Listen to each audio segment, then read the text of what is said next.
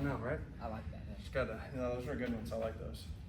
Just need to get me no, I don't need, as a Giants guy, I don't need to get a Dodgers one, but for you, I'd wear a Dolan's Dodgers one, not a Yeah, Dodgers I think you should get a Dodgers. If you give me one in orange. Okay.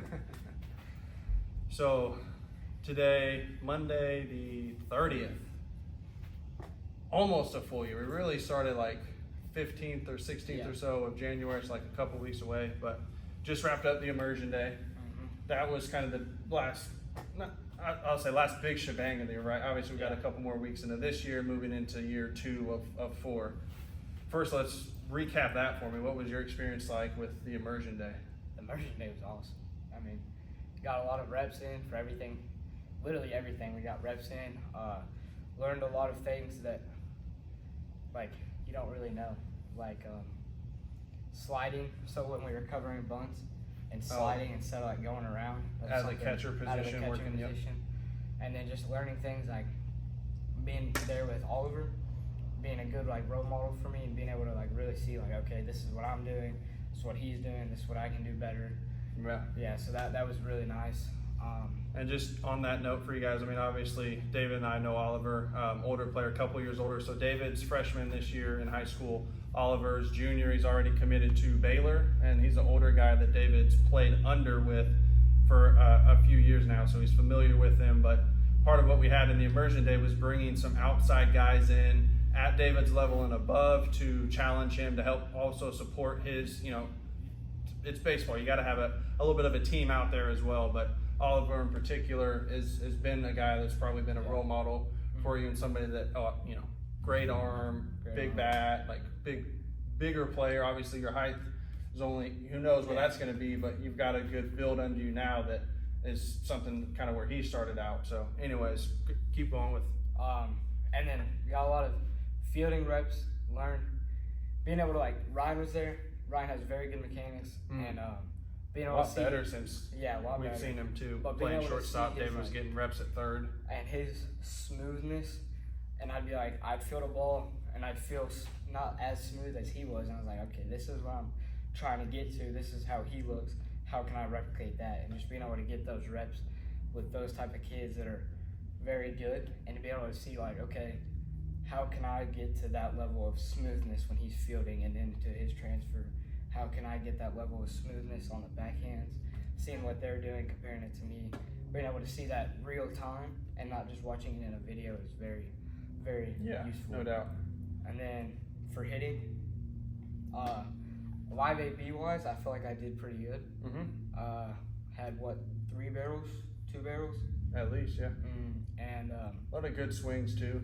That was my first time seeing a live AB in roughly 2 months, probably. A bit. So that was very nice going into my high school tryouts, being able to feel, very comfortable and very confident, knowing that, if I can get a hit off Ryan, I can feel pretty confident going in. Yeah, he even made Ollie look silly on some pitches too. So it was like he had some good stuff, especially as he's working through some of his stuff. And then for you coming in, we got pretty hot. You came in throwing a pin maybe a little earlier than we normally would have in your throwing program, but arm looked pretty good. You're working through some new stuff on the mechanics piece, and this was for you. End of December, basically March of this year was like your first time in your baseball career that you really, pitched. And we worked through some stuff through this year, but really, most of it was on the physical and on the hitting and your defensive stuff. And we worked through some throwing side of things, but we haven't really gone heavy into the pitching mechanics, more so because okay, this is probably just like a 1-year thing.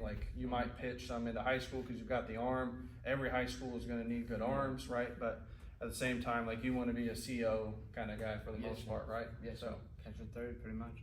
Yeah. Mainly catcher though. Mainly catcher. Well, so let's kind of recap the year a little bit. Obviously, we've covered everything from, we've dived deep into some mental game stuff this year, which has helped me. Yeah. So on that note, go ahead. What stood out to you? How has that helped you? I feel like my mental game has always been kind of a weakness for me. For the past 2 years, just not having the confidence in myself. And I feel like that's a big thing for baseball players. You have to have confidence in yourself. So I'll be training 4 times a week hitting, doing different catching and stuff, but I don't have the confidence to back it up. So when you do training with no confidence, and it's not bringing comfortability into your game and confidence into your game, when you get into the game, there's almost like no point in that training. So really learning how to trust what I've done and not really necessarily worry about the outcome, and just trusting my training and trusting my ability has really changed who I become. Mainly as a hitter, I've had lots of confidence in my catching, but I've seen it in catching too. It's brought just being able to let loose on the throws, being able to trust my blocking, but it was big on the hitting game. And I only really saw it in Arizona because that's kind of when we started really diving deep into the mental game. So I saw it it was like fall. After the spring and summer season. So into the summer season, even then, like I really saw it, but I really started we had some of those meetings about the mental game, and after that, and once we went to Arizona, I went to Arizona and I felt great. We had 2 games of 4, and I really felt, I was like, yeah. I mean, this is a new me pretty much is what I felt like. Yeah. And it wasn't like I changed my training. It was really. How did you feel like it was a new me? In what ways? As in I used to always be nervous, almost to the point where I'm almost shaking when I was in batter's box, and there's no reason for it. I would train just about every day. I should have the confidence, but I didn't. It's almost like I didn't trust my training. So the more I really started trusting myself, realizing the outcome is going to be the outcome. You've trained what you need to do. You've done what you need to do to become this player, and then going into the games, it's like, this is fun. This is me. This is who I am. So I hear that, and my mind goes to a player listening to this and hearing that, and it's like, okay, yeah, it's easy to say that, but how did you do that kind of thing? Was there something? Obviously, I know what I taught you and the stuff that you've been practicing, but was there one specific thing? It's easy to say it versus okay, yeah, how have you actually applied that? What's something that maybe flip that switch for you? So I do feel like the first step is the training. If you don't train, you can't feel it. So having that training that I've been able to trust, and then so I used to not trust it, but being able to trust it as in I started journaling my training. So it's okay, what I get from this training session, what I do really good, what did I really do bad, what did I learn from it? And when you start training and you start writing it down and you see, I'm having all this good come from this training. I'm learning this much, I did this good, and then there might have been 1 or 2 things out of the whole training session that went bad. With 5 to 10 things, and I was like, dude, this was really good. And then you realize that, you see that, and you're like, man, this is a lot better, because even if you have a bad training session, as in you're not hitting as well as you want to, when you write it down, you're like, okay, this felt good, this went well, this went bad, and you're like, the pros of this training session was here, the cons were here. So even though it felt really bad, it can bring that confidence level, and that's what I really liked, is kind of going back into my training and seeing, this is how I learned, this is what went good, and this is what went bad. And it's, even if there is more that went bad, you're like, I can learn from it. So then there's almost no negatives. It's like, okay, I did this bad, I'm learning from it, now it's going to be a good thing in the next session, and you almost never have a negative. And me hearing that, just as a little point, the thing I hear is you have absolute control over what your takeaway from that session is, and you can choose to focus on what went well that day, or what you need to work on, or you can focus on what went bad. And a lot of guys are already doing that, but in the reverse, in the negative side, and probably not thinking, not even putting it pen to pad. They're just that pen to pad, all the words that you had are already in your head playing out, but you're focused on the negative because it has more energy, and you're like, oh, I wanted this, but you're focused on the negative, striking out, rolling over, whatever the negative thing is, versus there's always something that went well in that time. It's just a matter of, did I glean that information or not? That's a big thing I've changed as well, is baseball is a game of failure. So if you just pound your head on what you did wrong in the failure, because that's what I used to do, and I feel like you have to learn from the failure, but try to bring in the positive. Because if you bring too much in of the failure and the negative, your head just goes in the wrong spaces. It's and you're not going to learn from the negative. I think the biggest deal was learning from the negatives, learning from my failure, but then dude, this went really well. Like, we did this wrong, but this went really well. Can I keep that up? And kind of changing my mindset from this went wrong, and not even caring about the positive to this was positive, now can I learn from my failure? And because then when you learn from the failure, you turn it into a positive. Yeah. You don't really feel that negative. So Right.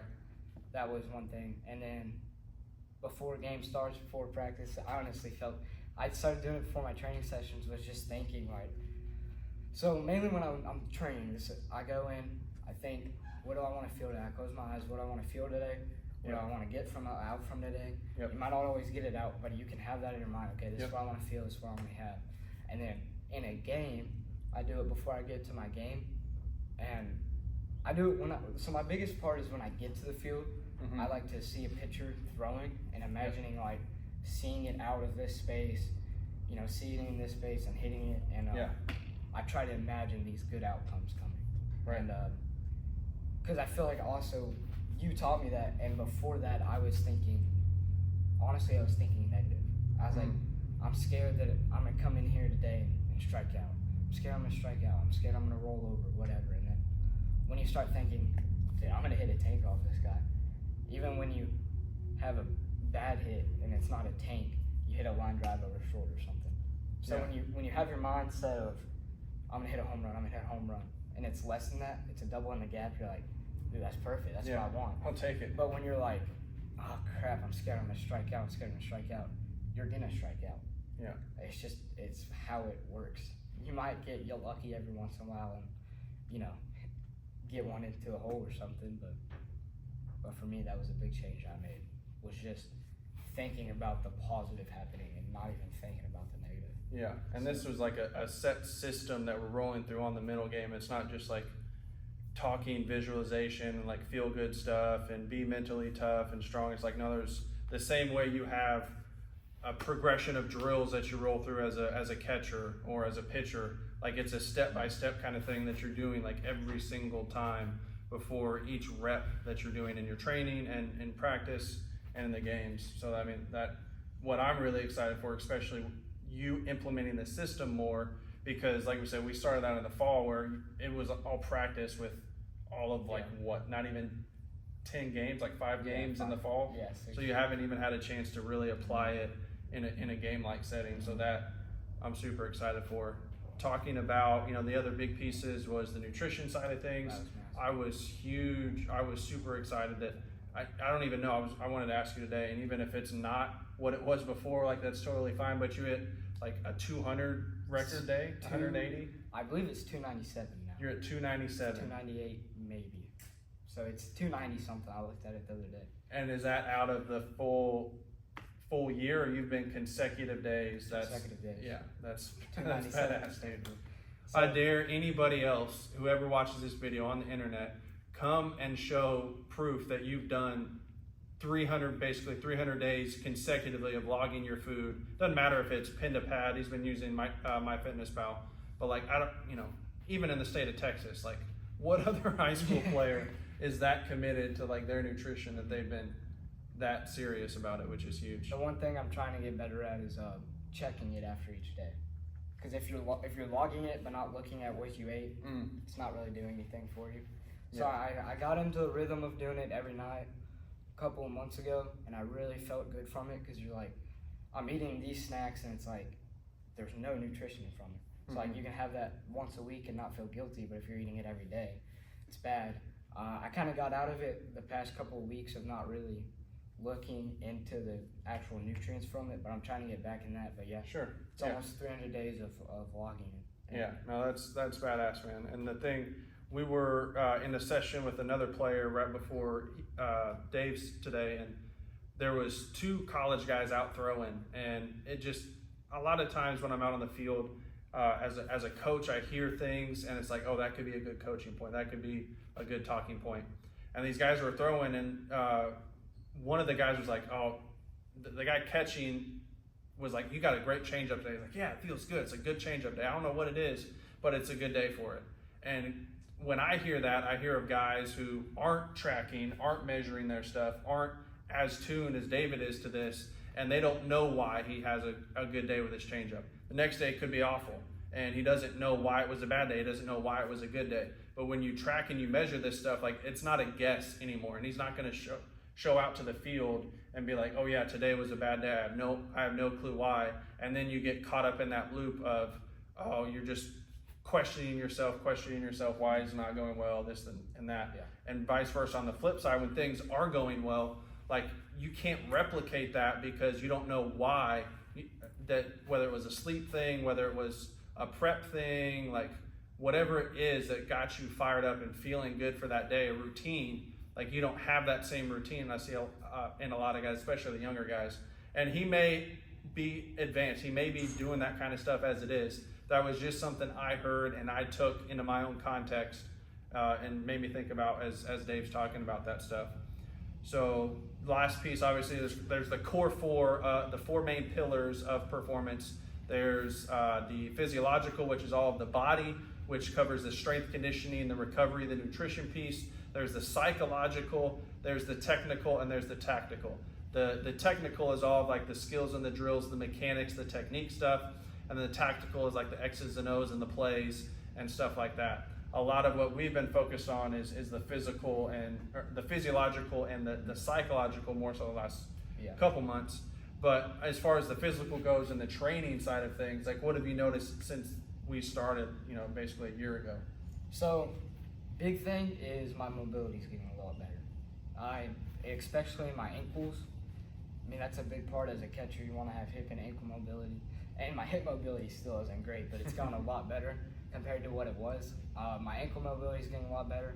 And then strength-wise, I can just see, like, the more I've been getting flexibility, the strength is coming with it. Because I'm able to really, like, get full depth, full range of my squats, my bench, like whatever you want to say, all the training.